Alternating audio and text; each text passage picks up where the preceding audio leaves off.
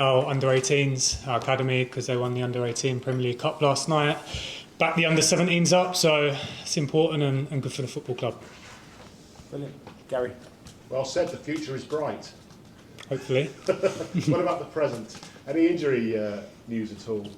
Team news? Yes, Hugo's out for the season, so we had the results back. Obviously disappointing, but we kind of feared that initially. We done some more tests, and he won't play again for us this season. And obviously with potentially a new head coach arriving in the summer, do you think he will play for Spurs again? So I can't speak about next season, but what I can say, he's got a very important role for us to the end of the season. He's our captain, and we need him. We need him to be a big part of the group, and I'm sure he will be. With Rodrigo, is he on track? Some talk he may not be available even from the beginning of next season. Yeah, I think these types of injuries you have to be very careful with. We see sometimes they can reoccur, and we're assessing him day by day. He's making progress, but at the moment it's probably too early to set a return date.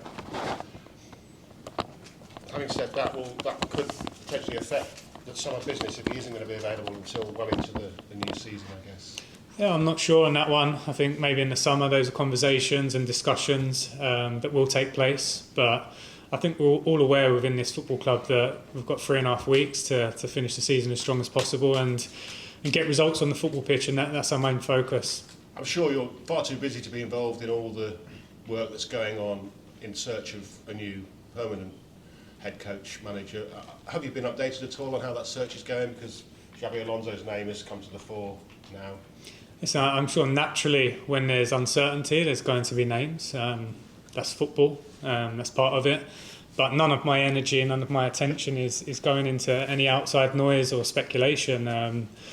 Within these walls, we're together, we're working together, and we've got a common goal, and that's trying to get as many results as possible till the end of the season. And I'm sure in the summer there'll be things happen, but at the moment that's pretty irrelevant. As caretaker manager, if you can do the job that Roy Hodgson has done at Palace, then you'll be quite rightly in with a shout of getting the job permanently. What do you think of the job that Roy's done since he's been there? Amazing. Obviously, will always have a soft spot for Roy Hodgson because he gave me my England debut. So I'll always be thankful for that. But of course, we're playing Crystal Palace in a very good moment, probably their best moment this season. So we understand it's going to be a difficult match, but at the same time, we're confident in our stadium with our fans. We can get a result. Interesting, you said that you gave you your debut. I guess you're at one end of the experienced Premier League manager scale, and he's right at the other end. Do you still think he's got a lot to offer the game? Yeah, of course. I think recent results and performances suggest that. I think the most important thing in football is have you got the fire inside of you and can you influence players, and he's definitely got that still. If be a pessimist if you don't mind, then we'll try and be an optimist. But if you do lose against Palace and United get a draw at West Ham, that will be mathematically the Champions League hopes gone for the season. How important is that for that not to happen this weekend? So it's important that we win. The only things we can do is take care of ourselves, and then the league table will speak for itself at the end of the season because it doesn't lie. We've had a very up and down season, and many things have happened. It's no secret. We're disappointed with how it's gone, but at the same time, it's not over yet. We've still got a lot to fight for, and we all know that. And the final home game potentially for you will be Brentford on the 20th of May. It's going to be an historic day because there's going to be a women's game as well straight off the back of it. How important is that thing? Is that a really important step for the club? Yeah, I think it's great for women's football. I think the national team have done this country very proud, and they've helped grow the game. And if we can help contribute that as well, then it's great. We want to do that because it's important for this country and it's important for women's football as well. Thank you. Good luck. Thanks, Gary. Thank you. Okay. Hi, Ryan.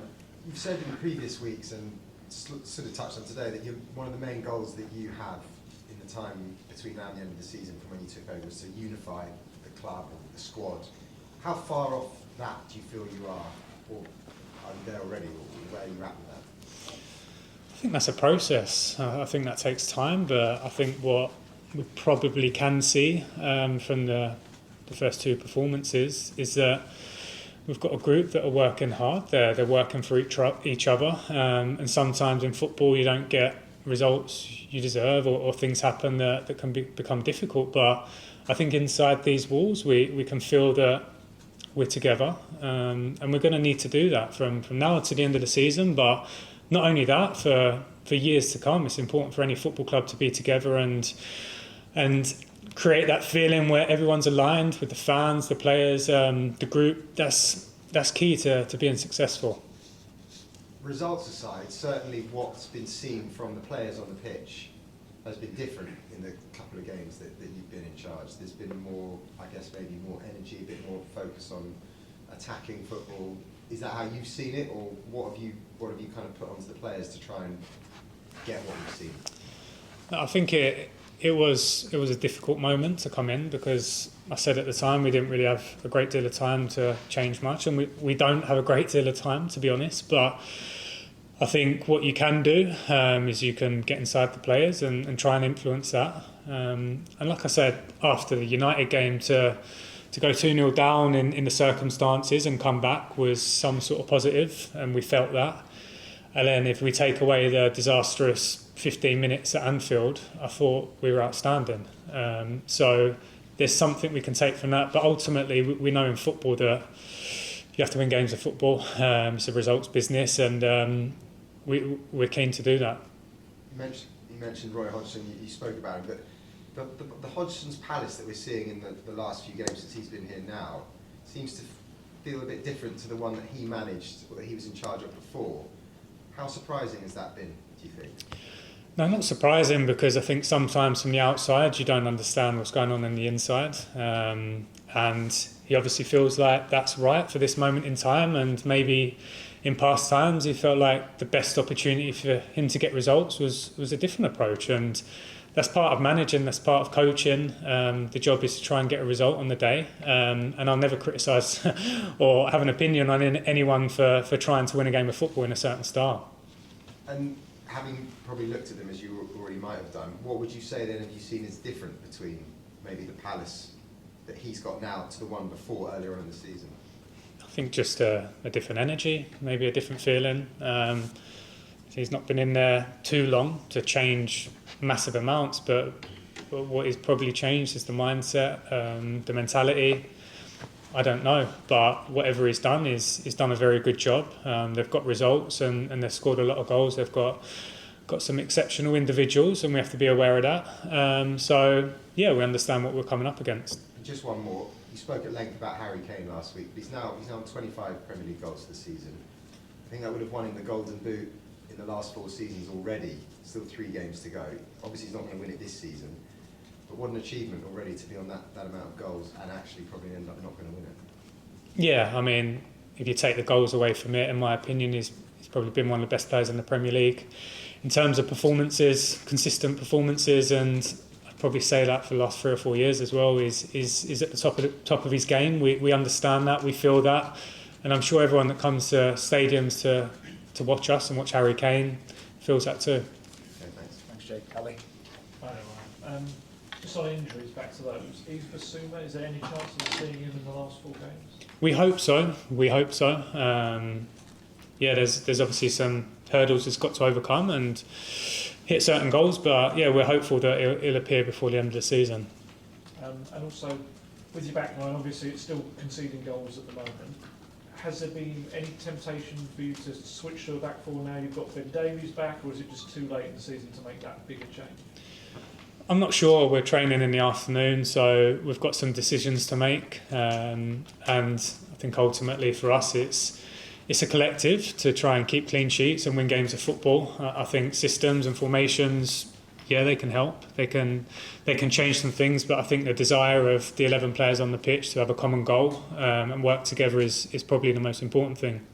And on one of your defenders, Pedro Perro, obviously he's still very new to the league and adjusting to the pace and the physicality.